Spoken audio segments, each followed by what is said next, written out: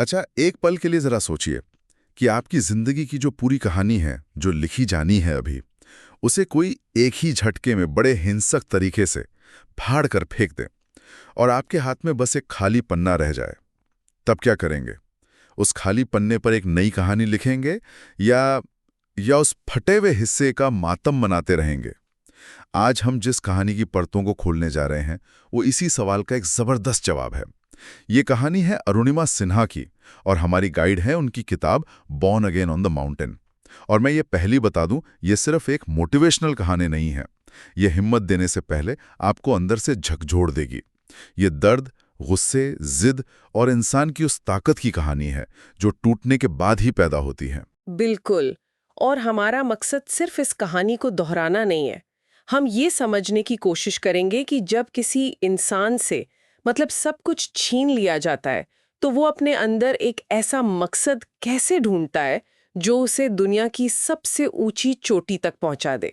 ये एक तरह से मनोविज्ञान, समाज और इंसान की जिद की एक केस स्टडी है। तो चलिए इस कहानी के उस पन्ने से शुरू करते हैं जहां सब कुछ बिखर गया था। अरुणिमा सिन्हा एक नेशनल लेवल की वॉलीबॉल प्लेयर थी। उनकी दुनिया रफ्तार, खेल, मैदान इसी के इर्द गिर्द घूमती थी। और जाहिर है, एक खिलाड़ी के लिए उसका शरीर ही उसकी पहचान होता है। हाँ, उसकी ताकत होता है वो अपनी जिंदगी जी रही थीं, अपने सपनों की तरफ बढ़ रही थीं। और फिर एक रात एक ट्रेन के सफर ने सब कुछ बदल दिया। एक चलती हुई ट्रेन में कुछ लुटेरों ने उनकी चेन छीनने की कोशिश की। और उस विरोध की सजा ये मिली कि उन्हें चलती ट्रेन से बाहर फेंक दिया गया। वो अंधेरे में पटरियों पर गिरीं और इससे पहले कि वो कुछ समझ पाती, एक दूसरी ट्रेन उनके पैर के ऊपर से गुजर गई। ये सुनने में ही रोंगटे खड़े हो जाते हैं। मैं तो सोच भी नहीं सकता कि उस वक्त उन पर क्या बीत रही होगी। और यहीं से किताब की असली गहराई शुरू होती है। ये कहानी किसी प्रेरणादायक भाषण से नहीं, बल्कि एक बेहद क्रूर और अन्यायपूर्ण हादसे के सदमे से शुरू होती है। ये हमें उस सवाल के सामने लाकर खड़ा करती है जिसका हमारे पास कोई जवाब नहीं होता, कि जब आपके साथ कुछ इतना बुरा हो जाए जिसकी कोई वजह ना हो, तो आप क्या करते हैं? आपकी पहचान का क्या होता है? खासतौर पर जब आपकी पहचान, जैसा कि आपने कहा, आपके शरीर से जुड़ी हो। बिल्कुल। सही बात है। किताब के जो शुरुआती हिस्से हैं, वो पढ़ने में बहुत मुश्किल हैं। वो अस्पताल में होश में आने और इस सच्चाई का सामना करने के बारे में है कि उनका एक पैर हमेशा के लिए जा चुका है। ये सिर्फ एक अंग खोने का दर्द नहीं था। नहीं। ये एक खिलाड़ी की मौत थी। एक एथलीट के तौर पर उनकी पहचान, उनका भविष्य, सब कुछ एक झटके में उनसे छीन लिया गया था। वो उस अंधेरे के बारे में बिना किसी लाग लपेट के लिखती हैं। वो गुस्से के बारे में बताती हैं, निराशा, बेबसी और सबसे बढ़कर बेचारी समझे जाने का डर। हाँ, ये बहुत बड़ा पॉइंट है। उन्हें इस बात का एहसास था कि अब दुनिया उन्हें खिलाड़ी की तरह नहीं बल्कि एक विकलांग की नज़र से देखेगी। लोग उन पर तरस खाएंगे। और एक एथलीट के लिए तरस शायद हार से भी ज्यादा बुरा होता है। और यहीं पर किताब का पहला और शायद सबसे ज़रूरी सबक आता है कि ताकत का मतलब ये दिखाना नहीं होता कि आप ठीक हैं। असली ताकत इस बात को स्वीकार करने में है कि आप टूट चुके हैं। खुद को वो दर्द, वो गुस्सा, वो लाचारी महसूस करने की इजाज़त देना। लेकिन उस टूटन को अपनी पहचान न बनने देना। एग्जैक्टली ये स्वीकृति का एक बहुत ही एक्टिव, एक बहुत ही सक्रिय प्रोसेस है। जब तक आप ये नहीं मानेंगे कि घाव गहरा है, आप उसे भरने की शुरुआत नहीं कर सकते। और इसी स्वीकृति के बाद कहानी में एक ऐसा मोड़ आता है जो अविश्वसनीय लगता है। निराशा के अंधेरे में डूबने के बजाय अरुणिमा एक ऐसा फैसला लेती हैं जो सुनने में पागलपन लगता है। हाँ। अस्पताल के बिस्तर पर लेटे लेटे जहां लोग ये सोच रहे थे कि अब ये बेचारी कैसे चलेगी, वो एक अकल्पनीय सपना देखती हैं। अच्छा। वो फैसला करती हैं कि वो माउंट एवरेस्ट पर चढ़ेंगी। एक मिनट रुकते हैं, इस बात की गहराई को समझते हैं। हाँ। एक महिला जिसने अभी अभी एक पैर खोया है, जिसके शरीर में अनगिनत फ्रैक्चर हैं, वो दुनिया के सबसे ऊंचे और सबसे खतरनाक पहाड़ पर चढ़ने का फैसला करती है। ये थोड़ा अविश्वसनीय नहीं लगता? नहीं। क्या ये एक तरह का शॉक रिएक्शन था? बिल्कुल। मतलब कोई इंसान इतने बड़े हादसे के तुरंत बाद इतना बड़ा लक्ष्य कैसे बना सकता है? ये एक बेहतरीन सवाल है और किताब इसका जवाब बहुत ईमानदारी से देती है। ये सिर्फ प्रेरणा से लिया गया फैसला नहीं था, इसके पीछे गुस्सा भी था। अच्छा। समाज उन्हें जो बेचारी का लेबल दे रहा था, उसे तोड़ने का गुस्सा। ये दुनिया को एक जवाब देने की जिद थी। ये सिर्फ खुद को कुछ साबित करने के लिए नहीं था, ये उन सब लोगों को गलत साबित करने के लिए था जो उन्हें कमजोर समझ रहे थे। मनोविज्ञान में इसे पोस्ट ट्रॉमेटिक ग्रोथ कहते हैं, जहां एक इंसान हादसे को अपनी जिंदगी की सबसे बड़ी ताकत में बदल देता है। उन्होंने कहा, अगर मुझे जीना है तो नॉर्मल जिंदगी नहीं जीनी, मुझे कुछ ऐसा करना है कि दुनिया की सोच बदल जाए। और एवरेस्ट चढ़ना उस सोच को बदलने का सबसे शक्तिशाली तरीका था। बिल्कुल। और इसके बाद शुरू होता है असली संघर्ष। किताब का एक बड़ा हिस्सा तैयारी के बारे में है और वो बहुत क्रूर है। ट्रेनिंग का दौर किसी फिल्मी कहानी जैसा बिल्कुल नहीं है। नहीं, बिल्कुल नहीं। वो प्रोस्थेटिक पैर के साथ दौड़ने की कोशिश करती हैं और वो दर्द इतना ज्यादा होता है कि पैर से खून बहने लगता है। कई बार वो गिरती हैं, थकती हैं, टूटती हैं। वो खुद को निडर नहीं बताती बल्कि जिद्दी बताती हैं। ये शब्द बहुत जरूरी है, जिद। हाँ। ऐसे कई दिन थे जब वो हार मान लेना चाहती थीं, जब वो रोती थीं, जब उन्हें लगता था कि ये एक पागलपन भरा फैसला है। किताब में वो बताती हैं कि कैसे उनकी मेंटोर बछेंद्री पाल, जो खुद एवरेस्ट पर चढ़ने वाली पहली भारतीय महिला थी, हाँ, उन्होंने उन्हें ट्रेनिंग दी और बछेंद्री पाल ने उन पर कोई रहम नहीं दिखाया। उन्होंने अरुणिमा से कहा, तुमने इस हालत में एवरेस्ट चढ़ने का सोचा है?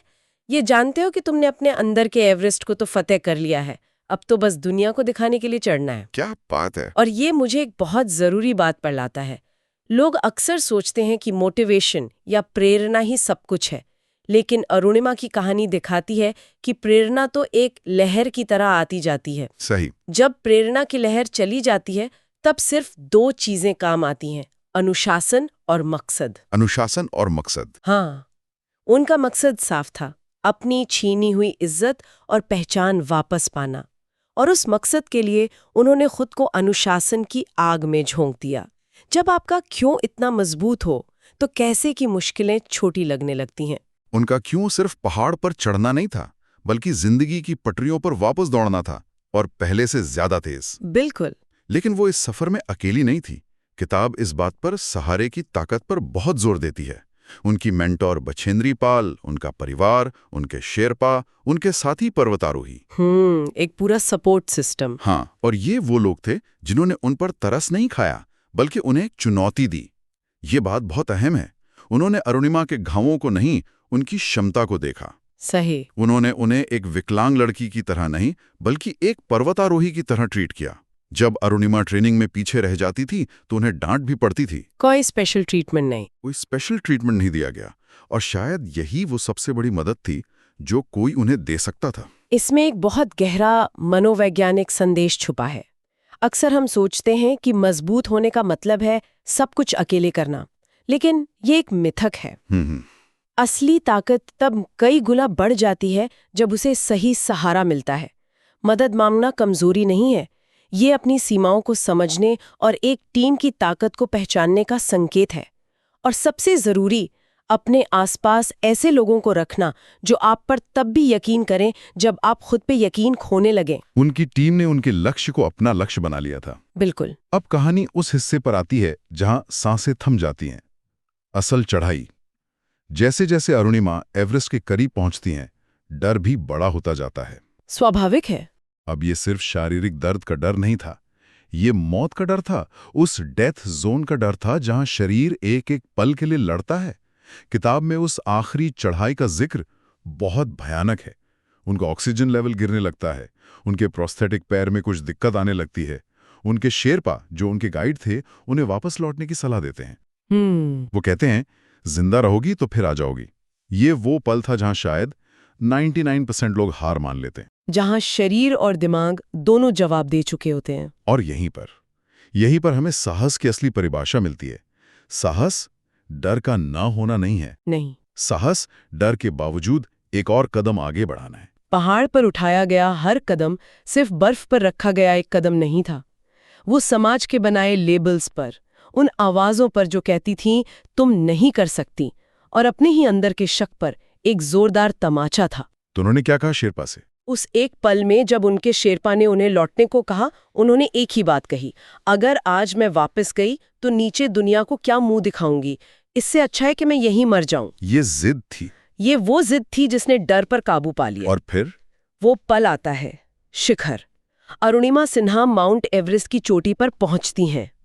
लेकिन किताब बताती है कि वो पल किसी चीखने, चिल्लाने या अहंकार का नहीं था। वो एक गहरी शांति का पल था, विनम्रता का। उन्होंने अपनी एक वीडियो बनाई, तिरंगा फहराया और अपने भगवान को धन्यवाद दिया।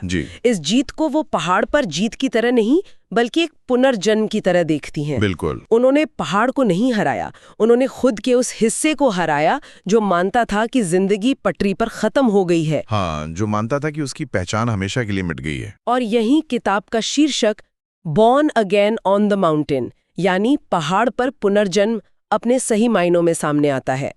उनका पुनर्जन्म इसलिए नहीं हुआ कि उन्होंने एवरेस्ट फतेह कर लिया।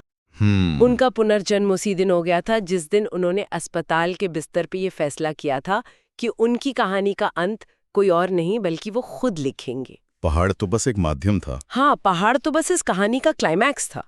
असली चढ़ाई तो मन की सीमाओं के खिलाफ थी, समाज की उम्मीदों के खिलाफ थी।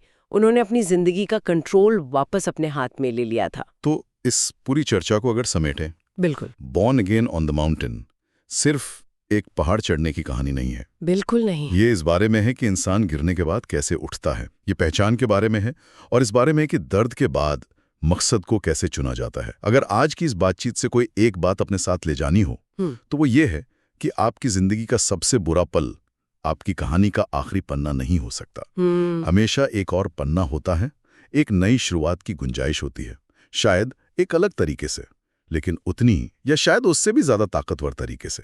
जाने से पहले मैं एक सवाल छोड़ना चाहती हूँ जिस पे सब सोच सकते हैं। हम सब की जिंदगी में अपने अपने पहाड़ होते हैं, मुश्किलें, चुनौतियाँ, हादसे। अरुणिमा की कहानी हमें ये सिखाती है कि जिंदगी शायद आपके शरीर, आपकी योजनाओं या आपके आराम को तोड़ सकती है, लेकिन वो आपकी जिद और आपकी इच्छा शक्ति को तब तक नहीं तोड़ सकती जब तक आप खुद उसे इसकी इजाजत न दें। अपनी चढ़ाई जारी रखिए, आपका पहाड़ इंतजार कर रहा है।